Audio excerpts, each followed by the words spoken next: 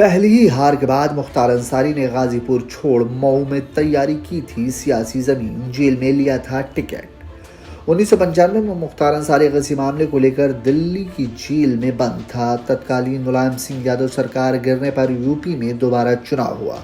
मुख्तार को भारतीय communist party ने गाजीपुर सीट से टिकट दिया और वो जीत नहीं पाया।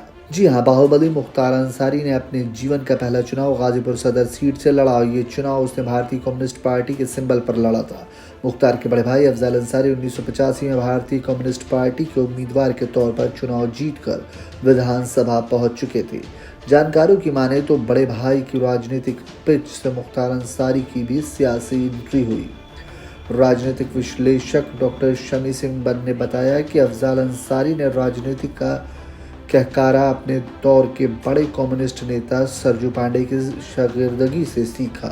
1985 में जब पूरे देश में इंदिरा गांधी की हत्या के बाद कांग्रेस सिंपैथी की लहर चल रही थी, तो उस दौरान सरजू पांडे खुद अपना लोकसभा सीट नहीं बचा पाए थे।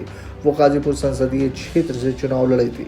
उस चुनाव में कांग्रेस के जैनुल बशर विजयी हुए थे। इसी बीच 1985 के विधानसभा चुनाव में सरजू पांडे के कहने पर अफजल अंसारी ने अपने राजनीतिक जीवन का पहला चुनाव लड़ा और जीत लिया। 1995 में कम्युनिस्ट पार्टी ने दिया था टिकट। विधायक बनने के बाद जब यूपी में मुलायम सिंह की सरकार गिरी और 1995 में फिर से चुनाव हुए, तो उस दौरान मुख्तार अंसारी दिल्ली की जेल में किसी मामले में बंद था। कोर्ट ने आदेश के बाद उसे गाजीपुर लाया। भारतीय कम्युनिस्ट पार्टी के सिंबल पर उसे सदर विधानसभा से चुनाव भी लड़ाया गया। जाहिर सी बात है कि कम्युनिस्ट पार्टी से उम्मीदवार बनने में मुख्तार के बड़े भाई अफजल अंसारी ने बड़ी भूमिका अदा की थी।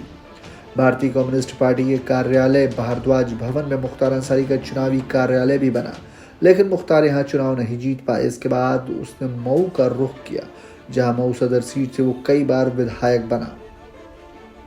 क्रिकेट मैच खेलने गाजीपुर जाया करता था मुख्तार।